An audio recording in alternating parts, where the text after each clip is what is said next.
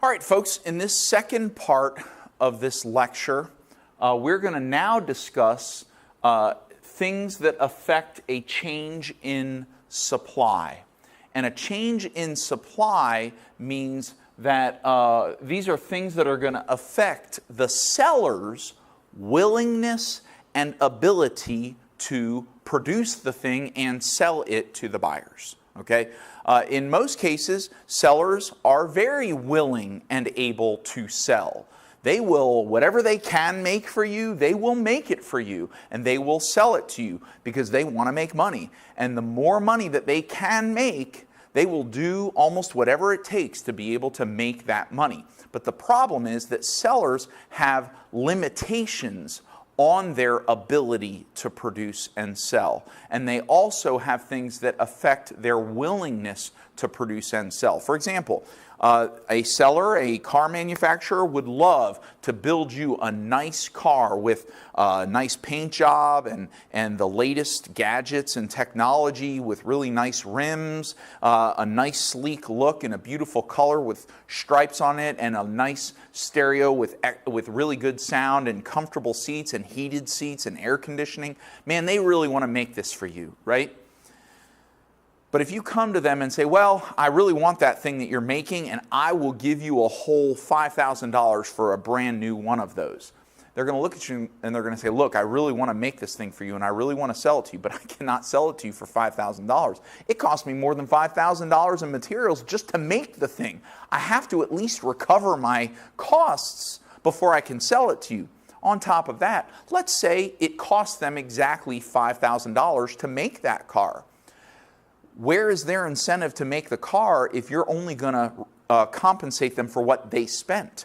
They put time and effort and energy into making that car. They expect to get more money for the car than it cost them to make the car, okay? And that, we call that profit. That would be in microeconomics if you're in a microeconomics class right now, okay? So they're going to be looking to get back more money than they spent to buy it. Okay, so if you're only willing to give them $5,000 and it costs them $5,000, well, they're going to be less willing. They are able to sell it to you for $5,000 because that's enough money for them to go make another one. But they are less willing to sell it to you for $5,000 because they are in the business so that they can make more money, not the same money that they had before. So what I have over here is a list of factors. It is factors. See, factors of production. We have employees, we have materials, we have capital. These are factors of production. And generally, it is the cost of factors of production that are going to affect a seller's willingness and ability to produce and sell a product for the buyers. But what I really mean to say is that these are different kinds of variables, different ideas, things that affect a seller's willingness and ability to sell.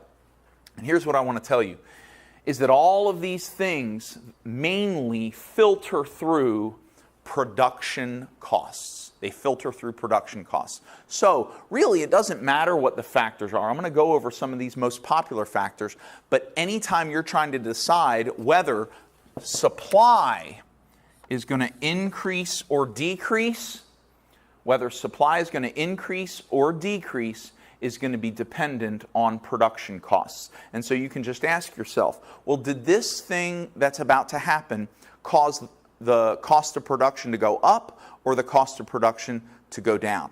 So let's talk about that just for a minute, this production costs. Production costs is basically how much money it costs the company to make the stuff. When it costs a lot of money to make something, a company can't make as much of it. They can make fewer of that item. So that's lower supply. But when the cost of producing something, when it costs less money to produce something, they can make more of it. That means supply goes up. And so the basic idea here is, if there is a decrease in production costs,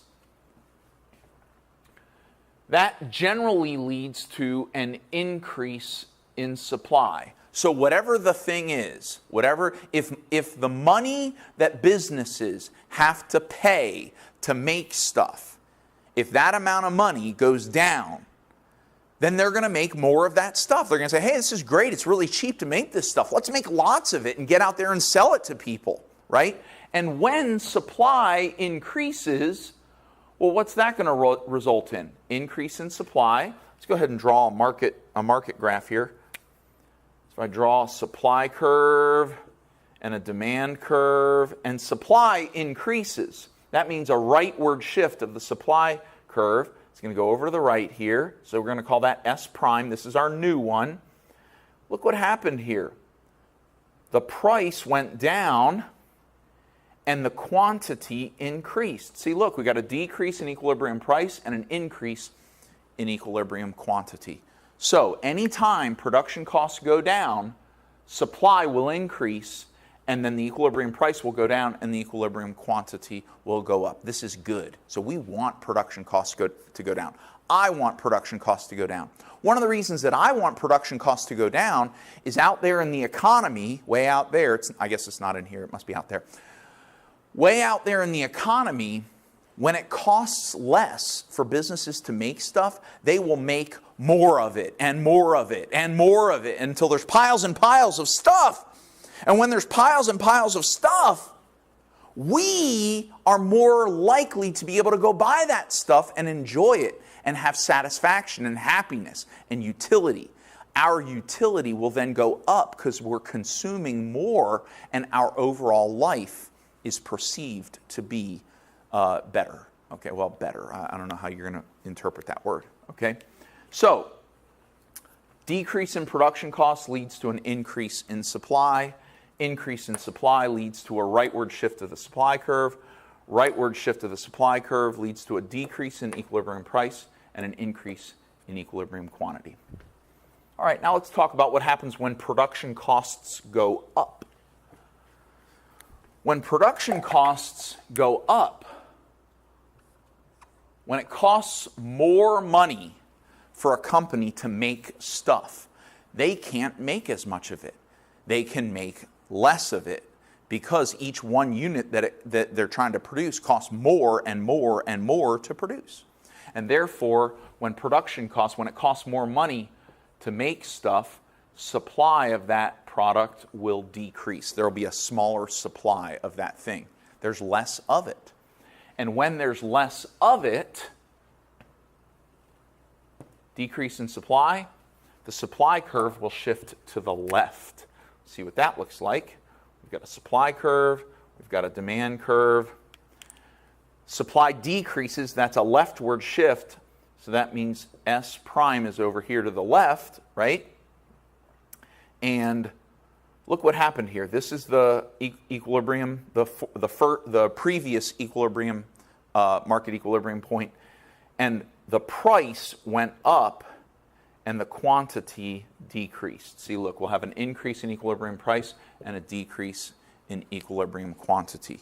And that can be tough for sellers and buyers alike, but that's just the way it is sometimes in the market. So here's what we're going to do. We're going to look at these other things like employee wages, costs of materials, overhead costs, we'll talk about these in a minute, and then costs of capital and taxes. All of these things that affect a company basically affect their production costs. And if you know how these things affect their production costs, then you'll know whether they result in an increase in supply or a decrease in supply. So let's take these one at a time. Let's talk about employee wages. With a lot of businesses, with businesses that are called labor intensive, it's a good phrase to learn. Labor intensive businesses or labor-intensive industries, okay? Labor-intensive industries or businesses are businesses that have a very large cost in labor, meaning much of the production that they do is in labor. This is very true for many services and then also for a lot of like production from where we ship things over to other countries for them to manufacture them and ship them back. A lot of times they are very labor intensive. Labor intensive industries spend probably most of their costs, most of their money is in paying employees. And that can be very difficult. If wages go up for those industries and for those businesses, they have to pay their employees more money because that's the biggest cost that they have. That can hurt them a lot. Sometimes businesses will shut down. They'll just close their doors because they need workers, and now they have to pay them more, and they just can't afford to pay them more. So they got to close their doors and stop doing business. So when wages increase, let's call that W. When wages, employee wages, let's say W sub E, employee wages, when they increase, that results in an increase in production costs because now it costs more money for a business to produce its stuff. So when wages increase, production costs increase, and that results in a decrease in supply, and therefore an increase in prices and a decrease in equilibrium quantity. Okay? Now, I need to clarify the difference between wages and income, because I have had students in the past who got very confused when I gave them test questions that ask about wages and questions about income. Now, let me explain why. And this will make sense to you. It makes sense to me, but I need to clarify this for you. When I tell you that employee wages go up, here's what you're thinking, probably as an employee. You're probably a student who has a job somewhere, and you know that when your wages go up, when you get a raise, your income goes up, right? And so an increase in wages in your head results in an increase in income. And then what you're going to do is, well, if wages went up, then that means income went up. And if income went up, then that means demand goes up, and there's an increase in price and an increase in equilibrium quantity. Whoa, stop. Stop. I want to remind you of the phrase ceteris paribus. We are not talking about demand, things affecting demand here. We're talking about things that affect supply. And so you need to not go off on this big chain reaction where wages affect supply, wages affect income, income affects demand, and then you have 17 different things all changing at the same time. Okay? Ceteris paribus. We are only looking at one thing at a time in this principles class. So, here's what I need you to understand. This is the bottom line of all that. If I say wages, I am referring to a change in supply. Do not move from wages over to income. When I say wages, I'm talking about supply. When I say income, I am talking about demand. And that is my rule. So when you look at a test and you look at a test question, if you see the word wages and then you give me an answer that relates to demand and I mark it wrong, and then you come to me and say, yeah, but if wages went up, then their income went up and that affects demand. I'm going to say, oh, hang on a second here. Ceteris paribus, I told you wages affects supply and income affects demand. We are separating because when we say the word wages, we are looking at it from the seller's point of view. When we say income, we are looking at it from the buyer's point of view. Okay? So when I put the word wages on a test, I'm talking about sellers. Sellers deal with wages. Buyers deal with income. Okay? So I just wanted to make that point. So look, when wages go up, that means that sellers have to pay more money to make stuff. That's an increase in production costs. On the other hand, when wages go down, which by the way, they don't really. See, we have this problem, especially in our economy, that we as workers won't let wages go down. We call it a ratchet effect. We're okay with wages going up, but we're not okay with wages going down. Listen, I'm on that boat too. I get it. It's a psychological thing. It's a sociological thing. But for the purposes of this class, we're going to set aside psychology. We're going to set aside sociology. We're going to set aside politics. And we're going to live in a theoretical, possible economic world where wages could go down. So, if wages were to decrease, then the company could make more stuff. And if they can make, well, yes, they could make more stuff. Why can they make more stuff? Because when wages go down, production costs go down. And when production costs go down, supply goes up, equilibrium price decreases, equilibrium quantity increases, and all the buyers are happy, right? And maybe you, as an employee, are one of those buyers. So even though your wages went down, the prices of the stuff you're buying also went down, so you can still buy those things, okay? But I just left ceteris paribus, so I'm sorry for that. Let's come back to ceteris paribus, okay? All right, let's now talk about costs of materials, okay? And all I'm going to do here is I'm going to erase wages, because the same thing is going to happen in every one of these things. When the cost of something goes up, production costs go up. When the cost of something goes down, production costs go down. What we just did with wages, well, that's the cost of workers. That's the cost you pay to workers. So when wages went up, that means the cost of paying workers went up, so that's an increase in production costs. So we're just going to keep seeing the same thing over and over again. What are materials? Materials are the things that you make your stuff out of. So let's say that you make bicycles. Well, your materials are rubber tires and rubber tubes, metal chains and metal frames, the little cables that run the brakes, the little rubber things on the brakes that grab the rim, right? The rims themselves, maybe they're made out of aluminum or something. Okay, those are the stuff that you make your product out of. Those are called materials.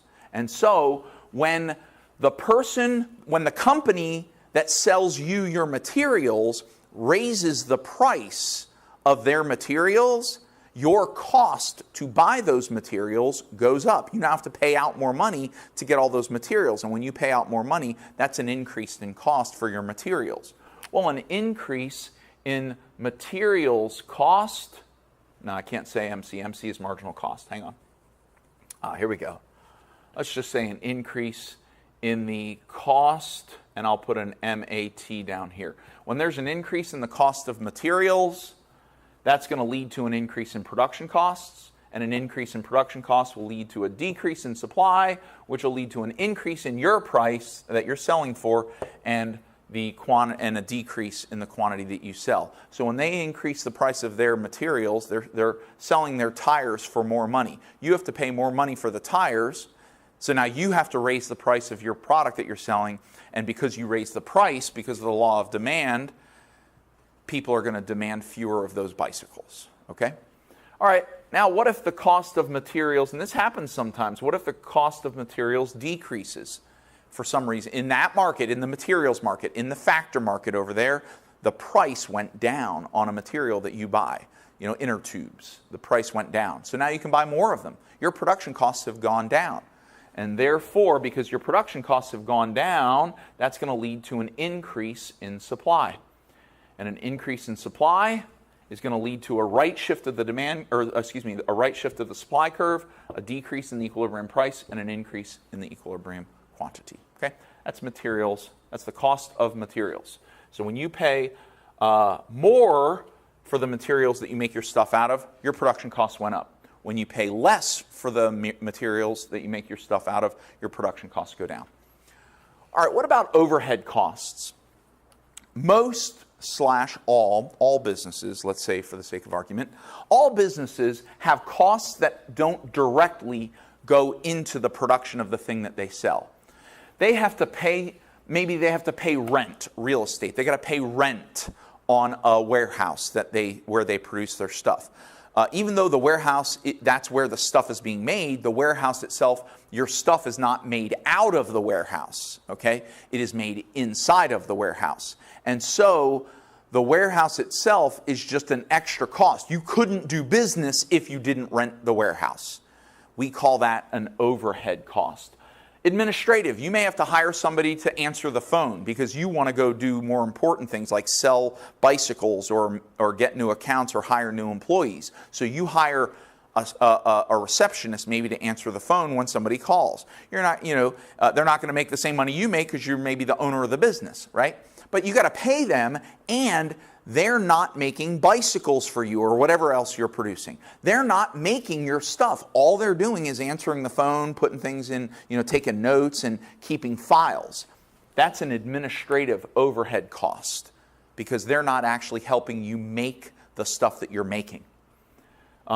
You might say, well, that's an employee, so that's a wage. Well, usually when we say employee wages, we're talking about the wages of the people who are actually making your stuff. The people who are back there building the bicycles are the employee wages. Administrative, you also have to pay your employees, right? Therefore, oftentimes you'll pay a payroll company. You'll send the information off to a company, and they'll cut your paychecks to send out to your employees. That's an administrative cost. You're not paying that company to help you make the bicycles. You're paying that company to pay your employees. That's an administrative cost. Advertising. That'll help you sell more bikes, but it's not actually the making and selling of the bikes. So advertising costs are an overhead cost. The utilities. Don't you want to have electricity in your manufacturing plant? You probably want to have the air conditioning going right. And if the air conditioning breaks down, you're going to have to pay to fix the air conditioning. So the utilities, the water, you have to have bathrooms. You have human beings working in there. If they have to go to the bathroom, they need a bathroom. So you need to supply a bathroom to them. So you need to have water. And if the bathroom breaks down, if there's a break in a pipe or something, you're going to have to pay somebody to fix that. None of that money is going into actually making bicycles, but you still have to pay all that money out. Those are all called overhead costs. And when overhead costs increase, cost AV, or let's say call it OH. Cost OH, we'll call that overhead cost. When overhead costs increase, when it costs more money for the receptionist or more money for the rent, or more money for the advertising, or the price of electricity goes up, or the price of the maintenance guy goes up, your overhead costs go up. And now it costs you're still paying more money out to be able to make your stuff. And so that's the increase in production costs, which will lead to a decrease in supply, an increase in equilibrium price, and a decrease in equilibrium quantity. On the other hand, if your overhead costs go down, let's put cost OH. If your overhead costs go down for a lot of different reasons, they were able to get cheaper energy, or the rent went down because it's not that popular an area, but you still want to be there. It's not as much money for administrative, or you find a cheaper company to do your human resource, to do your payroll. If overhead costs go down, then that means your production costs are going down. It costs you now less money you're paying out to be able to make stuff, which means that you can increase supply. That's an increase in supply, which will be a decrease in the equilibrium price and an increase in equilibrium quantity. Okay, so let's talk about the cost of capital. What is capital? Well, capital is kind of similar to overhead costs, but it's closer to the production of your stuff. Okay? Capital is kind of like the tables that you build the bicycles on, or the drills, or the saws that you use to cut things or to put things together, okay? Capital is maybe the stools that people sit on while they're building stuff, okay? It would also be the desk that the receptionist sits at in the office, okay? So capital, remember, we have land, labor, and capital, right? The three main production factors. And capital is stuff that is made out of land by labor. So when people take natural resources and form it into something that isn't natural, we call that new thing that was made, we call that capital, okay? So this marker right here that I'm using to produce this video, and the camera that is videoing me right now, this microphone that's capturing the words that I say, and the recording device that's recording what this microphone is capturing, all of that is capital, and I'm using that capital to be able to produce this video. And so you're not buying, the way you're buying materials constantly, and you're paying your rent monthly, and you're paying your receptionist every couple weeks, and you got to pay for your advertising over and over, you got to pay the maintenance and the utilities regularly. With capital, oftentimes you only have to buy the capital one time. You buy a delivery truck and now you're just using the delivery truck. The gas that you put in the delivery truck, that's going to be an overhead cost. The driver of the delivery truck, that's probably going to be considered either an administrative cost or an employee wage, depending on how you think of it. Either way, it all winds up filtering through production costs anyways. So when you have to go buy a truck, let's say you buy a truck, and now a couple years later you're ready to go buy a second truck, but the price of trucks has gone up. Now you have to pay more money for trucks. Or let's say you want to buy 10 trucks now. Your business has grown, or it's going to grow, and you got to buy 10 trucks. But the price of trucks has gone up. That means that the cost of capital has gone up. So these capital items that you have to buy to do business, when the cost of those capital goods goes up, that means you now have to pay out more money than you would have to produce. And that's an increase in production costs, which is going to lead to a decrease in supply. A decrease in supply is going to shift the supply curve to the left, increase your equilibrium price, and decrease your equilibrium quantity. On the other hand, if the cost of capital goes down, the saws and the drills and the chairs and the tables and the stools and the clocks and the cameras and the markers, the price of those things goes down so that overall you're paying less money for all the capital that you need to do business. Then that's a decrease in capital costs. And when there's a decrease in capital costs in a market, that's going to lead to a decrease in production costs in a market, which is going to lead to an increase in supply, which is going to shift the supply curve to the right,